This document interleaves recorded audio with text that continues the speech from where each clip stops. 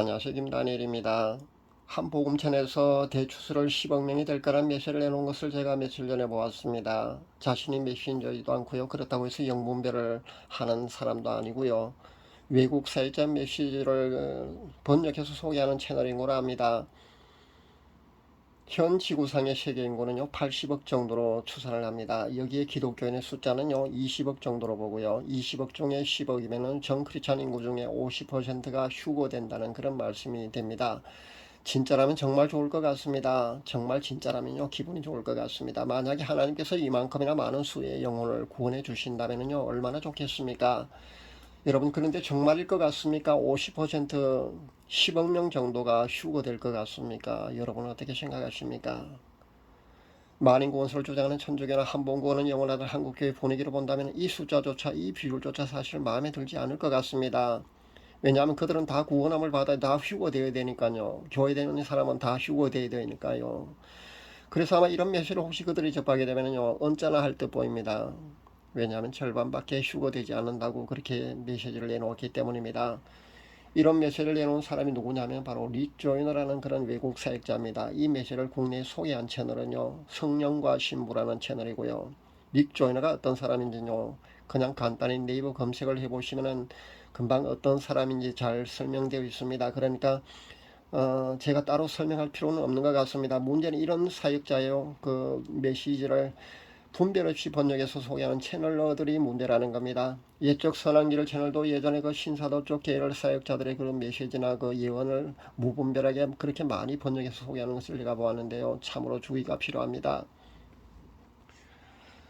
국내 정통 채널 중에도 그 성경에 나오는 그 본문을 가지고요 50%가 휴거되는 것이 맞다고 주장하는 그런 채널도 보았는데 실은 그렇게 그 본문을 해석하면 되지 않습니다. 마태복음 25장 1절에 12절입니다. 우리가 잘 알고 있는 열처녀 비유 말입니다. 그 열처녀의 비유 보면요 거기 등장하는 그 열처녀를 구분하면은 슬기로운 다섯 처녀와 미련한 다섯 처녀 이렇게 구분을 할 수가 있지 않습니까? 그런데 여기서 슬기로운 다섯 처녀요 신랑을 맞이했으니까 50%가 휴고되는 거 맞다는 그런 여호와 땡땡이라는 그런 채널을 보았는데요. 이 본문을 그렇게 해석하면 절대 안 됩니다. 또 한 군데 보니까 마태복음 24장 40절에 41절에 보면은요. 그때 두 사람이 밭에 있으며 하나는 데려감을 당하고 하나는 버려둠을 당할 것이요. 두 사람이 매를 갈고 있으며 하나는 데려감을 당하고 하나는 버려둠을 당할 것이요. 이렇게 예수님이 직접 말씀하신 그런 본문이 나오는데요. 여기서도 둘 중에 하나가 그 데려감을 당한다고요 했다고 했어요. 50%가 휴거된다고 그렇게 해석을 하는 것을 보았습니다. 이 말씀도요. 둘 중에 하나가 데려감을 당한다고 해서 50%가 휴거된다고 그렇게 해석해서는 안 된다는 겁니다. 여기서도요.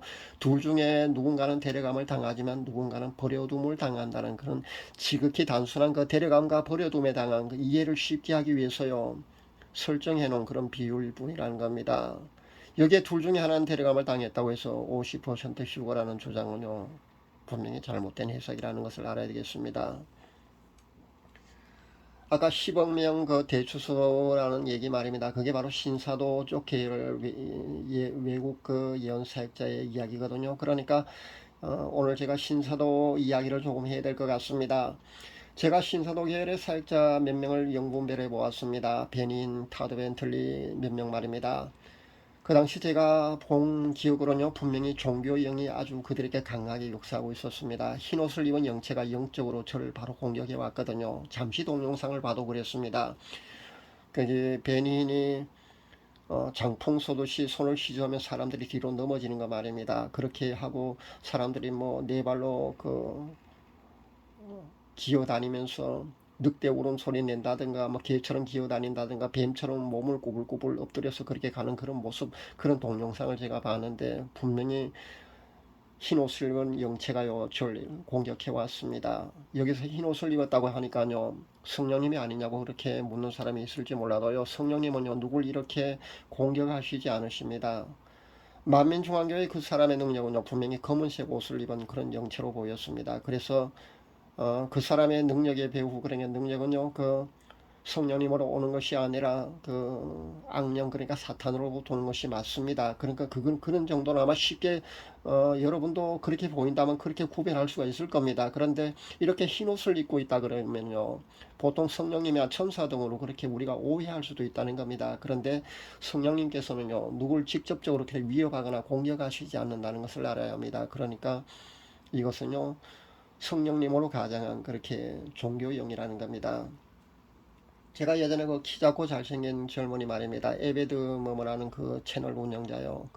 그 젊은이도 제가 그 동영상 잠시 보았는데 흰 옷을 영체 여러 명이 저를 에워싸고 그렇게 위협을 한 적이 있습니다. 그 제가 112에 신고를 하니까요, 흔적도 없이 사라지는 그런 영분별을 제가 지난번에 간단히 소개한 적이 있었는데, 아마 이 젊은이도요, 그 외국의 신사도쪽 계열의 능력자들의 영향을 받지 않았나 그렇게 생각합니다. 안수를 받지 않았나, 아니면은 그쪽에 그 교류를 했지 않나 저는 생각해 봅니다. 그러다 보니까 이렇게 보인 것으로 압니다. 사탄도요, 광명의 천사로 가장을 하듯이요, 종교 유형도 성령님으로 가장을 할 수 있다고 보시면 됩니다. 영분별이 간단한 것 같지만요, 위험성도 이렇게 있다는 것을 분명히 말씀드립니다. 함부로 영분별한답시고 잘못 그런 동영상을 보게 되면요, 여러분이 영적 공격을 받을 각오까지 하시고 보셔야 됩니다.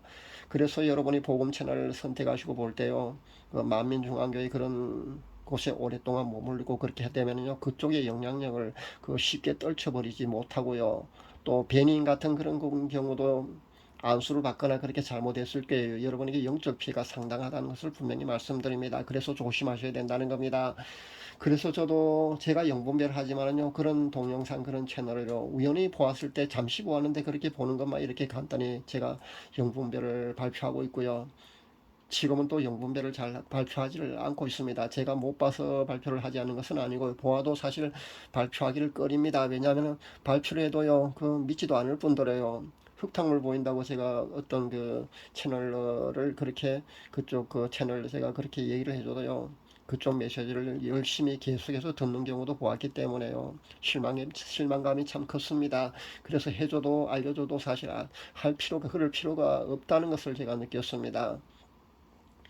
영적으로 아무리 아니라고 제가 알려줘도요, 그 어떤 사람은요, 알려준 절 오히려 태클 겁니다. 비판을 한다고 말입니다. 그런 경우도 있고요.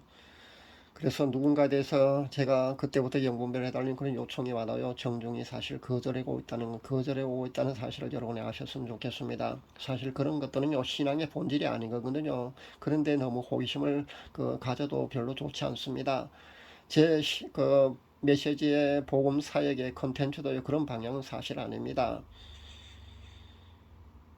저도 사실 그런 걸로 인기를 얻고요, 여러분에게 호기심을 자극해서 인기 채널이 되고 싶은 그런 생각 사실 없습니다. 왜냐하면요, 그거 신앙의 본질이 아닌 것으로 더 그렇게 관심을 갖게 만드는 것은요, 바람직한 방법도 아니고요, 하나님이 기뻐하시지 않기 때문입니다.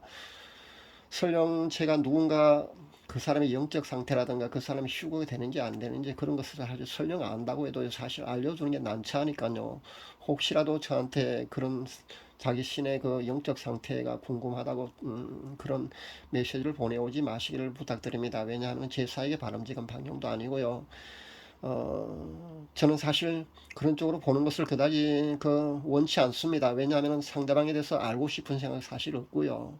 왜냐하면요, 그렇게 알아봤자 전달하는 과정도요, 사실 어렵거든요. 그러니까 저는 그쪽 방면에 많은 호기심을 갖고 있지도 않습니다. 여러분도 잘 아시겠지만, 여러분도 영적으로 영성이 어느 정도 깊어서요, 성령님과 소통하게 되고 영분별하게 되면은요, 처음은 아마 그런 것들이 관심이 호기심이 약간 생길 수 있을지 몰라도요, 점점 더 깊어지게 되면은요, 그런 데 관심을 갖지 않습니다. 그러니까 저는 그 단계를 이미 조금 지났다고 보시면 됩니다. 그러나 여러분이요, 성령님과 소통하는 것은 저는 간절히 권장합니다. 왜냐하면요, 여러분이 영성이요, 그 정도까지 깊어져야 하기 때문입니다. 그 정도 단계로까지 여러분도 진행이 되어야 합니다. 그렇게 영성이 깊어져야 하는 것이 맞으니까요. 그러니까 여러분도 여러분 안에 계시는 그 성령님과요, 여러분 개인 훈련, 그런 개인 영성 훈련을 꾸준히 계속해서요, 직접 소통하고요, 영분별 할 수도 있고요, 그렇게 하셨으면 좋겠습니다. 직접요, 성령과 꿈과 환상으로 그렇게 소통할 수 있고요. 여러분의 기도가 응답받을 수 있고요. 음성으로 그렇게 응답받을 수 있는 그런 경지까지, 그런 영성의 깊이가 여러분이 꼭 들어가셔야 합니다. 그것은 적극적으로 권장합니다. 그러나 여러분이 그 제 개인한테 그런 것은 주문하지 말았으면 좋겠다는 겁니다. 한국교회가 신사도 사역자들에 대한 그런 올바른 영분별과 함께 이들에 대한 그 경계심을 갖지 않는다면요, 지금도 벌써 많이 혼탁해져 있지만 앞으로 한국교회는 아마 영적으로 더 혼탁해지지 않을까 저는 그렇게 생각해 봅니다. 지금도 백투 예루살렘이라는 그런 용어도 나오고 있는데 저는 좀 안타깝습니다. 왜냐하면요, 전 세계 대추수, 그러니까 그 영적 대부흥기가 와서 복음이 다시 한번 이 지구를 휩쓰고 예루살렘까지 들어갈 거라는 그런 이야기 말입니다. 그런 이야기를 여러분도 들어보셨을 겁니다. 거기가 신사도 쪽 계열에서 나온 예언들입니다. 심지어 그 주역이요, 북한 성도들일 거라는 그런 메시지도 나온 것을 제가 보는데요. 정말 안타깝습니다. 그들의 장밋빛 예언을 종합해 보면은요, 그렇게 되려면 최소한 그 수십 년의 세월이 필요하다는 겁니다. 최소 2, 30년 정도는요, 더 필요합니다. 그 기간 정도는 돼야만이 복음이요, 다시 한번 지구를 한 바퀴 더 휩쓴다는 겁니다. 성경에 나와 있는 그대로만 여러분 믿으시기를 바랍니다. 마지막 7년 환란 기간에 이 지구를 다스릴 그 세계 지도자도 그 적그리스도 말입니다. 여러 명이라고 그 주장하는 목사도 보았는데요. 이렇게 종말론에 관한 그 지식이 없이요, 함부로 이런 그 혼란스러운 메시지를 그만 내보냈으면 좋겠습니다. 이런 엉터리 메시지가 그만 나왔으면 좋겠다는 겁니다. 이 지구를 그 7년 환란 기간 다스릴 그 세계 지도자는요, 단 한 명입니다. 단 한 명의 적그리스도가 분명히 나타납니다. 여러 명이 아닙니다. 물론 적그리스도 밑에 각 나라를 다스릴 그 총리나 대통령이나 그런 수상이라든가 이런 사람은 분명히 여러 명일 수 있겠지만요, 분명히 7년 환란 기간 이 지구를 다스릴 그 세계 지도자인 그 적그리스도는요, 단 한 명입니다. 여러 명이 절대 아닙니다. 그러니까 이 사람이 주장하는 그 성경 본문은요, 바로 이것을 지적하는 것이 아니거든요. 그런데 그 본문을 가지고 마지막 때 이 지구를 다스릴 그 세계 지도자인 적그리스도가 여러 명이라고 주장하는데, 목사인데도 성경적인 지식과 그 종말론에 관한 그런 정보가 충분치 않은 상태에서요, 그렇게 함부로 외쳐서는 안 됩니다. 그러면요, 많은 사람들이요, 혼란된 그런 엉터리 메시지로 혼란스러워 한다는 겁니다.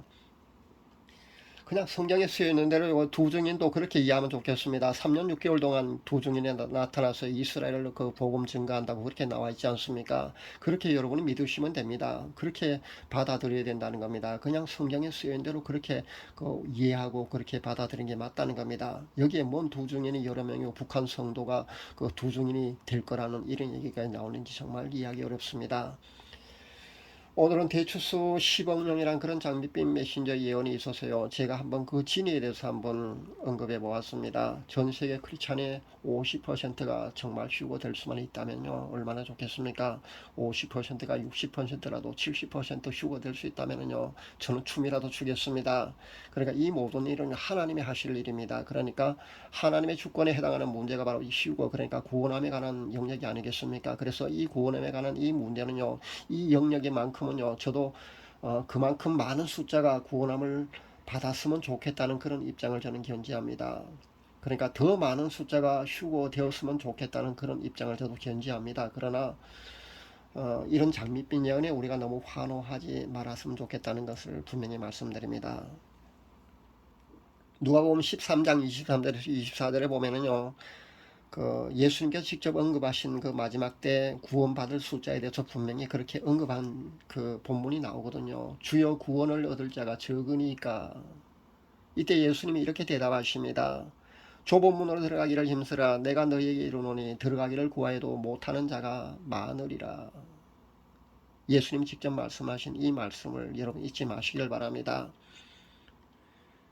휴거 당사자 말입니다. 그 주체 대신 예수님이 직접 휴거되는 숫자가 적을 것이라고 분명히 이렇게 말씀하고 계신다는 겁니다.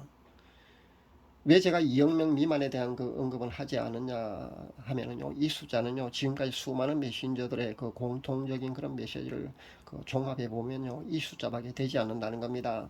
2억이 채 안 됩니다. 1억 몇천 정도밖에 되지 않습니다. 비율로 보면요, 10% 미만이고요. 기도하면서 깨어서 신부단장에 여러분 최선을 다할 수 있기를 바랍니다. 장밋빛 예언에 여러분 너무 환호하지 마시고요. 전체 구독자분들 중에서요, 한 분씩 신부 확정받았다는 그런 소식이 제게 전해올 때가 가장 기쁩니다. 최근에도 한 분이 신부 확정 받으셨거든요. 이런 소식이 좀 자주 왔으면 참 좋겠습니다.